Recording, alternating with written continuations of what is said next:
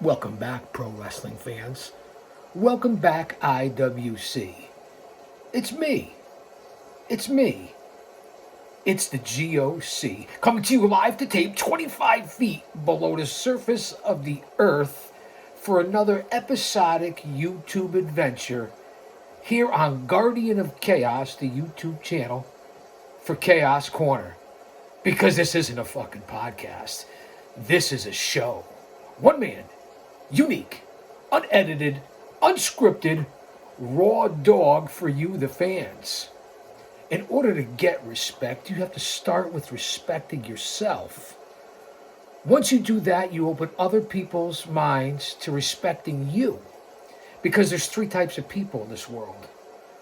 Those who don't know what happened, those who wonder what happened, and people like the GOC, Big Daddy, that make things happen. Now we're here today on the channel to review WrestleMania 41, Night 1 and Night 2. Over 125,000 total fans for the two nights. And then, of course, last night, Raw after WrestleMania. Raw on Netflix, if you will. Now go back and check out the first two videos. I just did Night 1, WrestleMania 41, followed by Night 2, WrestleMania 41, both about 40 minutes apiece, giving the review, the rundown, the results, my opinions, thoughts, views that I fucking earned. I don't deserve anything, but I earned it. We're going to jump off all the other social media platforms. Meet me back here for Raw after WrestleMania review. Follow me over on X at Big Daddy GOC. And the GOC stands for the Guardian of Chaos.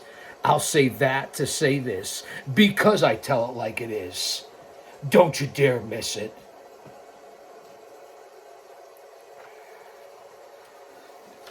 Let me wet the whistle. I just wanna wet my whistle every time I kiss your lips.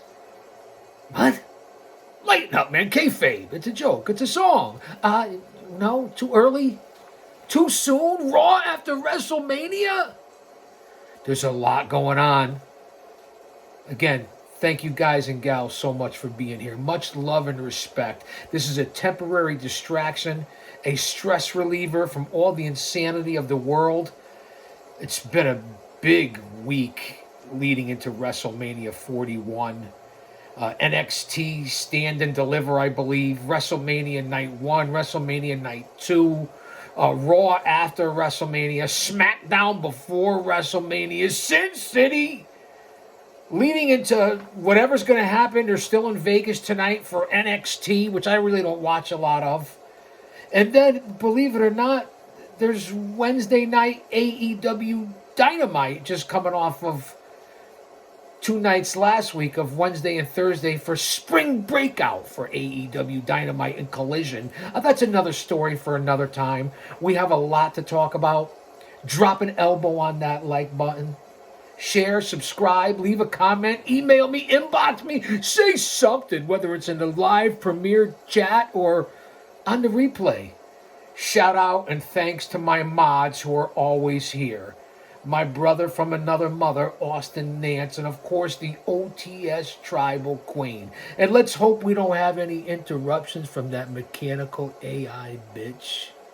I give you the good, the bad, and the ugly. So you're better off when you walk out of here than when you fucking walked in here. So you can hold a conversation at your next barbecue or family gathering or picnic or holiday, or when you're at the bar or a tavern, restaurant, the water cooler. I don't know where you hang out, man. But we're going to get into a review of Raw after WrestleMania. No Cody Rhodes. No final boss, The Rock. No rappers, Travis Twit, whatever the fuck his name was, or anybody else, because we know that WWE has gone Holly weird. Pandering to the elites, pandering to not the normal guy and gal and their families. There's no two ways about that. With ticket prices and bragging about it and how they peel it back and they're trying to get you to buy something, to make it believable, to sell it as a sports type soap opera theater, if you will, and then they come back and tell you what their character just did to expose the whole thing. I realize kayfabe is dead, but really, is that how we're doing it here in 2025? I really not crazy about the 2025 industry. I haven't been for the last decade or two. It's just that simple. There's certain grapplers that I really focus on, that I like, that I find entertaining, that I think would fit into any era, whether it be Braun, Steiner, Breaker, Jacob Fatu, Gunther, Bronson Reed, MJF, and then there's several others.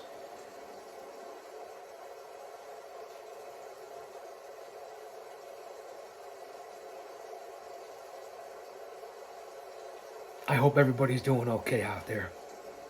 Shout out to our Lord and Savior Jesus Christ, because without him, none of this would be possible. He has risen. I give all glory to him.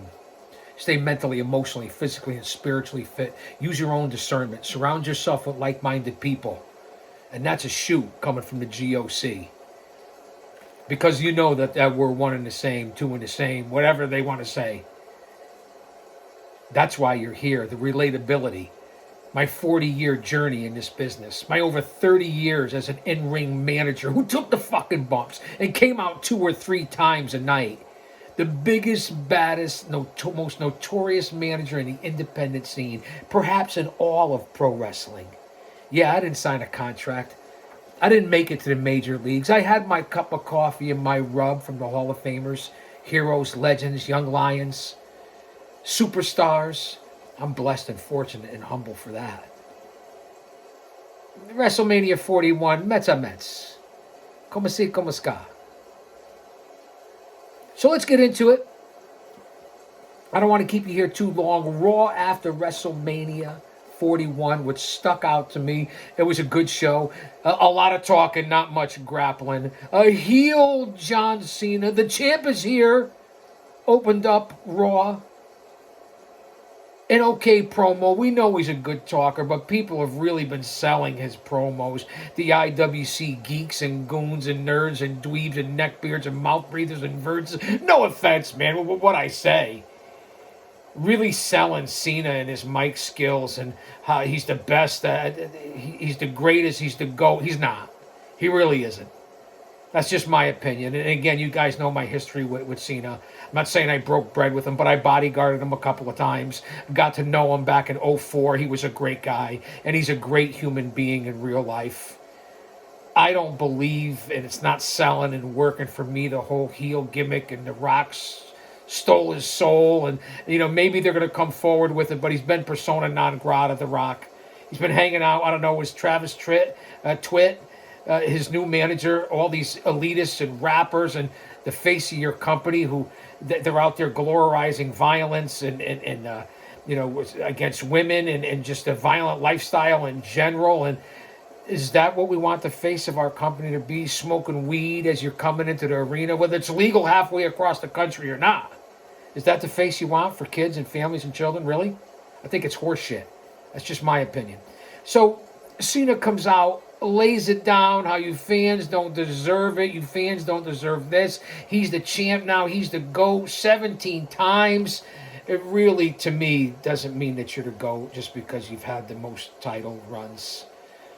I know it's his last year. He's earned his way in this business. I can't say anything about that. But I can say something about this. Out of nowhere came third-generation Viper Randy Orton Jr. Now, I get it. Whether it be back in 05 or 07, 08, 2013, all those different years, these guys have faced each other multiple times. So this is where we're back. We're back here again. They had to find somebody to come up with for his first title defense after Cody Rhodes. And I certainly didn't see that coming, although not surprised. And I've been saying that a lot about this whole weekend and into this week with WrestleMania 41 and Raw after that, after WrestleMania. There's a lot of things, whether it be Io Sky defending her title against the EST and Ripley, I didn't see that coming. Whether it be Dirty Dom winning the four-way in the Intercontinental Championship, I didn't see that coming. Whether it be the whole teaming of Heyman with Rollins and turn it against Punk and turn it against Roman Reigns and the Bloodline and the Tribal Chief, the head of the table. I didn't see that coming. I mean, there were several things throughout the weekend leading into Raw after WrestleMania, and I'm going to get into it, that I didn't see it coming. Give the WWE and Triple H and Nick Khan credit for that. Couple other things that I didn't see coming. I didn't see Stone Cold running the ATV into the barrier, into the fans coming either. A bunch of different thoughts and views and results that I had through these shows that I've been doing. The previews I did first, and then the reviews, my predictions, just certain things that I didn't see coming. Very happy for Jacob Fatu over LA Knight. Tiffy and Flair, as we talk about different things here, a lot of things that I didn't see coming, including on what happened Raw after WrestleMania, but I'm going to get on to that. And Miro, a.k.a. it's Rusev Day, is back. He took out the New Day last night on Raw. Now he's buffed, ripped, jacked, like shredded wheat, his thighs, his quads, unbelievable. It's good to see Rusev back, Miro, whatever the fuck you want to call him. Let's see how they use him. He had a lot of momentum before he left to go to AEW. Now he's back, and he's back with his wife, Lana. God bless. So let's see what happens and what direction they're going to push Rusev on. And again, I don't know what we're doing as I bounce back and forth here. My mind's like a lazy Susan. It'll come back around. I guess we're headed towards Backlash with Cena and Orton Jr. Again, which we've seen many times. A dozen times. We'll see where Cody goes from here. He's lived the dream. He's fulfilled the dream. What's going to happen next with Cody Rhodes? It was time. His run was getting a little stale. There's a lot of ways you can go. Rollins, Reigns, Punk, McIntyre, Rhodes, Cena, Orton. I mean, there's plenty of superstars. A lot of ways you can go here with this. But the champ, heel champ, Travis Twit, no Rock. As I meander on here about this, we already talked about Rusev. Welcome back, Rusev. And then Io Sky comes out. Again, I've seen her in a new light, a little more respect for her, not only as a person and her interviews and the press conferences, but her in-ring high-flying, death-defying ability as well. So Io comes out after defending her title, which was a surprise to me. She starts cutting a promo. Her English has gotten a little better. Konnichiwa, bitches. Arigato from the Chaos-san. And who comes out? The hot tamale from Chile, Stephanie Vaquer, who's been the fastest rising star in the WWE. Talk about what they did for Penta coming over to AEW in his singles run. We'll see what happens with Phoenix. It doesn't have the impact yet that Penta did. And what they're doing with Stephanie Vaquer into NXT, multiple belt winner, and now showing up on the main roster. She comes out and challenges Io Sky, the women's champion. There's two women's champion, you know that, right? It's like there's two men's champion. You got Jey Uso and now John Cena, the undisputed champion. You got Tiffany Stratton and Io Sky. I don't like any of it with these multiple world champions. I just don't. Can we have one and defend it on both or all three brands? That's just my opinion. I'm an old school guy.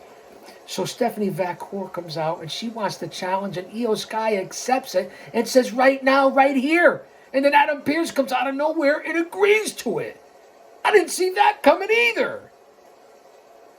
Vakor is unbelievable. Yeah, she's wearing an outfit that looks like she's got a dental floss for wrestling gear with the ass cheeks hanging out. Again, I don't watch it for TNA, man. When they brought it into that and the attitude, ruthless aggression area, they got rid of the old school heel managers, which is desperately missing in this today's industry, to bring in the tits and ass. It's just that simple. That's what they did. They replaced it. But she can work. What a star power. So they agree to it. They lock up, and what a match to start off with. Io Sky and Vakor with the, I don't know what belt would have been on the line.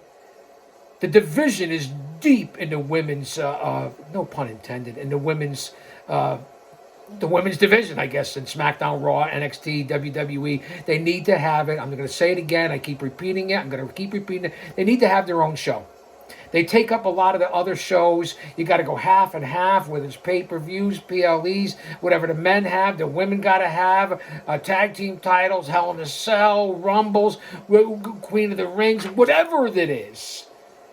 Give them an hour on a Thursday for their own show and see how it goes. You still keep a match or two on the main shows because you got to fill time with Raw and SmackDown, and NXT is basically a women's venue anyway for the most part. That's just the way I see it. Give them a show, see how it sells. Since it's supposed to be the hottest thing going today is women's wrestling. Don't get me started with intergender, because if WWE starts introducing that, which I'm hearing rumors of, I'll stop watching the business. We could have mixed, but why do we have to have intergender? One night you're going to work for a 270-pound monster, a male, and he's going to kick your ass, and then the next night you're grappling a 130-pound woman and bumping and selling and registering for her? How the fuck does that make sense? How is that sellable? How is that story even working? Not to mention the whole illusion of the male on female violence. I get it's supposed to be entertainment, but not for me. Intergender will ruin it. Except for maybe you fans with the brain of a dehydrated BB out there. Hello, I mean, McFly. Is anybody home? Do you really want to ruin the fucking sport all the way? It's already changed. Don't hate the player, hate the game.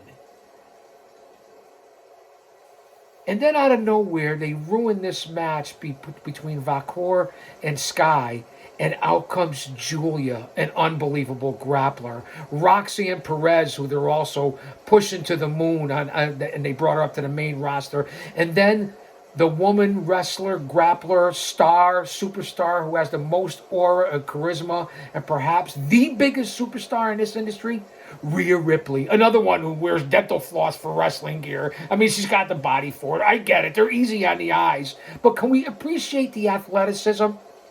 They all come out and interrupt this match, and to see the 4 or 5 unbelievable talent, the depth of the women's roster, ruined a good match in my opinion, but you get they're really trying to push it. Again, if you're pushing this agenda, let's get a women's show. Strictly. See how it goes. You have nothing to lose. That's my opinion. So a lot of talking, not a lot of action on the show. As I said, the New Day, the new tag team champions, were on the show and got their ass kicked by Rusev. Again, it's old. It's sold out. From the Booty-O's to turning heel on Big E, and then you blew that spot. The New Day no longer is for me, no matter how great of a tag team they're supposed to be in WWE history. You had a chance to really push the story with the Big E heel turn, throwing them out of the New Day.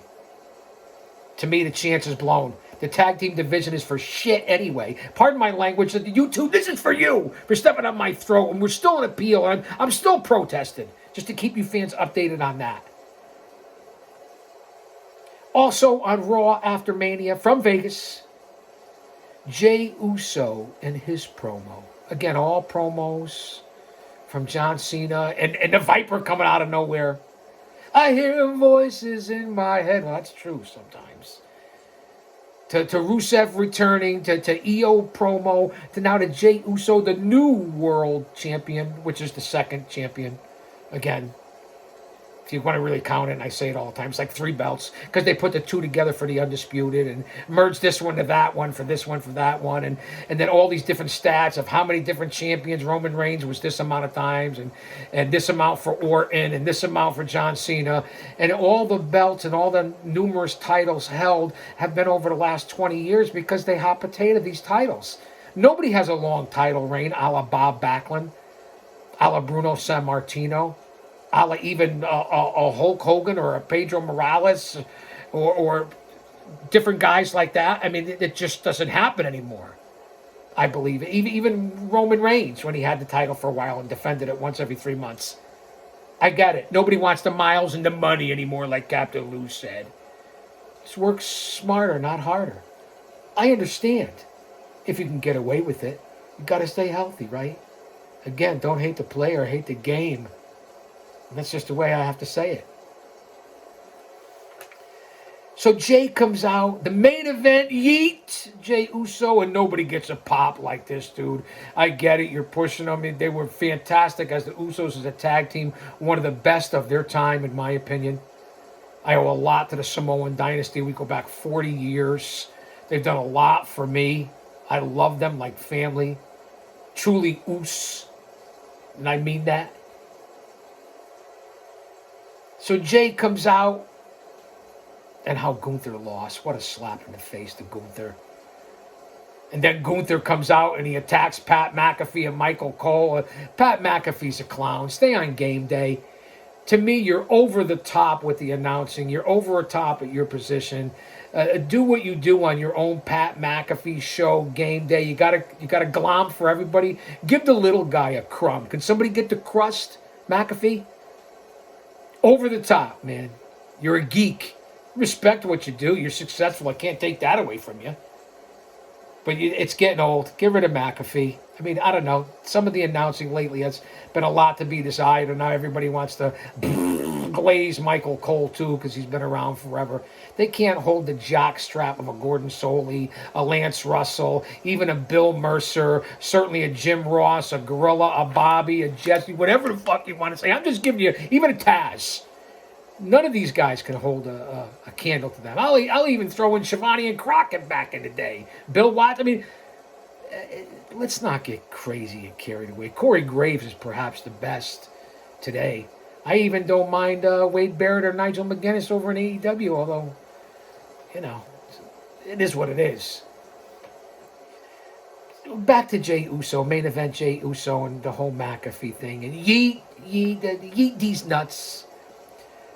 And then the honorary Us, who we haven't seen in a little bit because he wasn't on WrestleMania 41, Sami Zayn comes out to congratulate his bloodline brother, the honorary Us, Sami Zayn, who the fans love for some reason. I don't get it. He's an okay worker.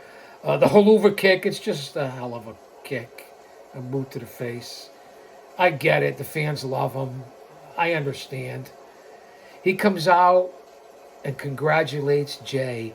And for a second there, I don't know if you did. I know some of you did.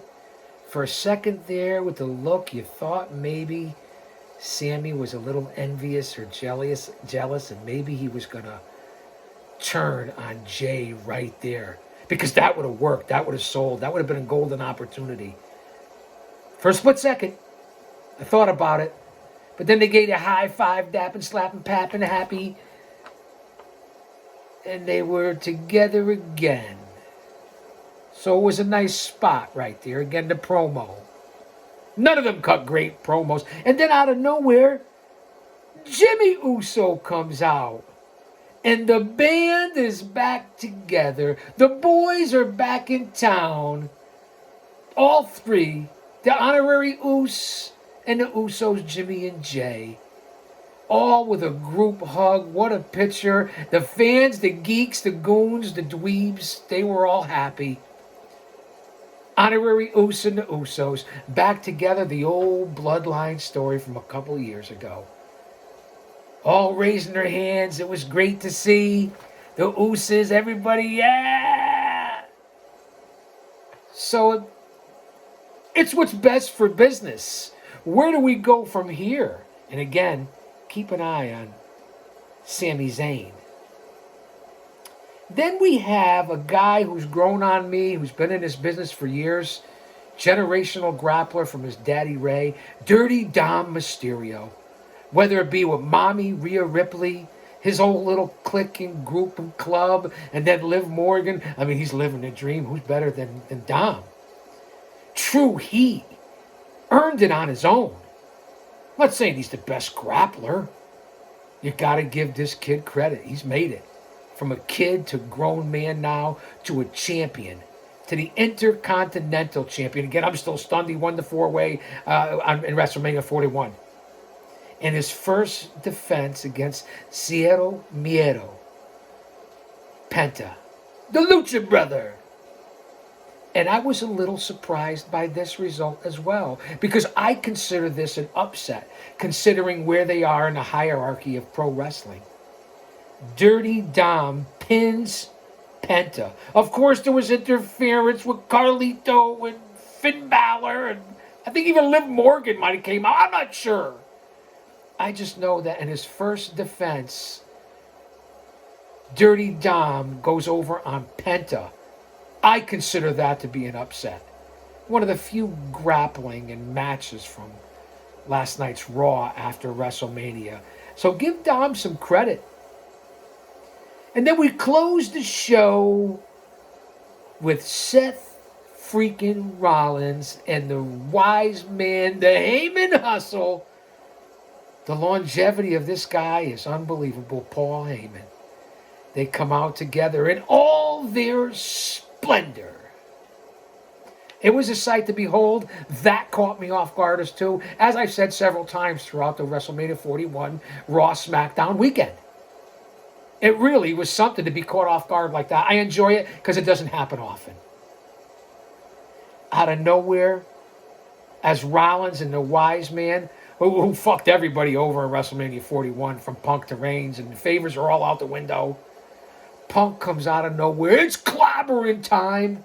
Like Mussolini and Gandhi, along with Kennedy. And the GOC comes out of nowhere, taping up his fists, and he goes into Rollins like nobody's business. And the fisticuffs are flying between Rollins and Punk.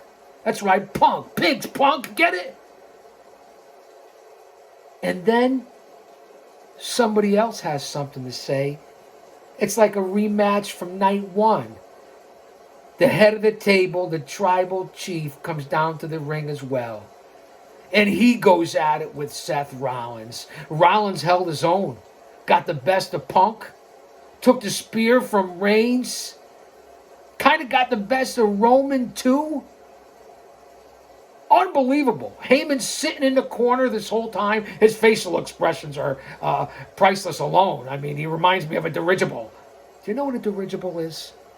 Don't go Google it. Duck, duck, go it. A dirigible. So the 3 stars from night one in the triple threat, all former heavyweight champions, are going at it. Punk, Rollins, and Reigns. And Rollins actually got the best of the boys. He took his lumps. This is what made Raw after Mania. It wasn't Viper showing up on John Cena. It wasn't Dom defending his title for the first time. It wasn't Io and Vakur and all the ladies of the division. It was out of nowhere. Woo, woo, woo, woo, woo, woo. Braun Breaker Steiner comes out of fucking nowhere and hammers Roman Reigns. Reigns and Rollins take over. It was unbelievable. Braun Breaker, I didn't see that coming either, man. Did anybody see that coming? If you say you did, you're full of shit. I apologize for saying that because I think YouTube doesn't like that. But this is for YouTube. Did anybody see that? And that made Raw last night. This wasn't the best weekend. This wasn't the best WrestleMania. But certain parts and segments caught me off guard and made it worth the viewing. Because it wasn't a great weekend as far as grappling and big surprises and storylines and untold storytelling and emotional investment. Because it fell short in a lot of ways.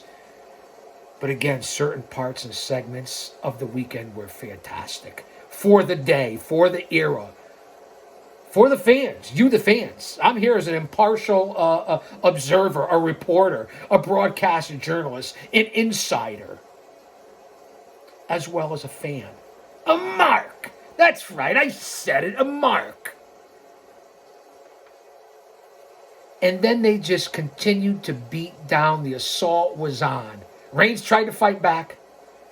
The spears by Breakker are unbelievable. The foot stomps by Rollins are his trademarks. I don't know what he calls them. It's a foot stomp to me. I don't know what the official name is for it. It really was something to see Heyman do this throughout the weekend too, because he was the key. And then Breakker and Rollins are now together with Heyman. Is this the start of a new taking after the old dangerous alliance? Is there more to come? Does it put Reigns and Punk together and they have to coexist moving forward? The storylines? It really was a great segment. And another thing that I didn't see coming. So I know I'm missing a few things that was on Raw last night. These are the standouts, the points, the things that I'm interested in. And that's why you're here. I'm not going to go from post to post and pillar to coast. Or is it post to post, coast to coast, pillar to coast, pillar to pillar, post to post? Coast to coast. I said broken glass everywhere. People pissing on the stage and know they just don't care. I can't take the smell, can't take the noise. Got no money to move out. I guess I got no choice. Rats in the front room, roaches in the back, junkies in the alley with a baseball bat. I tried to get away, but I couldn't get far because the GOC repossessed my car. Have you ever went over a friend's house to eat and the food just ain't no good? I mean, the macaroni soggy, the peas are moist, and the chicken tastes like wood. I said a M-A-S, a T-E-R, a G with a double E. I said I go by the unforgettable name of the man they call a Master G. Well, my name is known all over the world. All the foxy ladies and pretty girls are going down in history as the baddest brother there ever could be.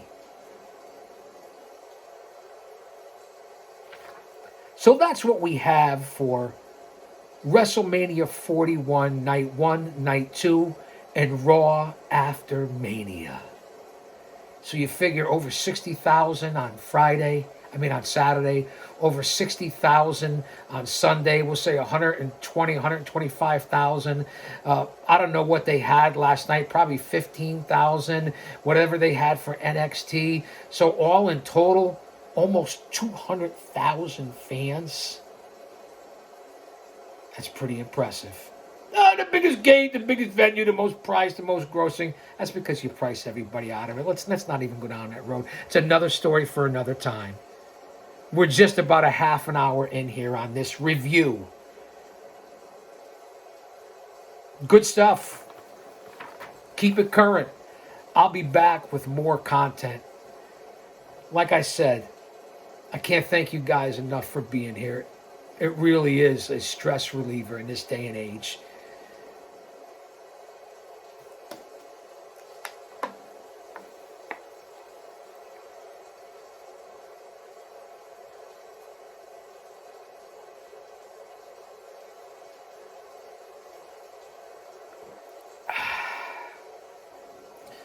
I'll say that to say this.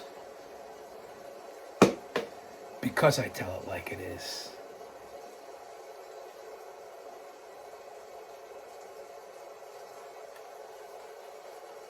Don't you dare miss it.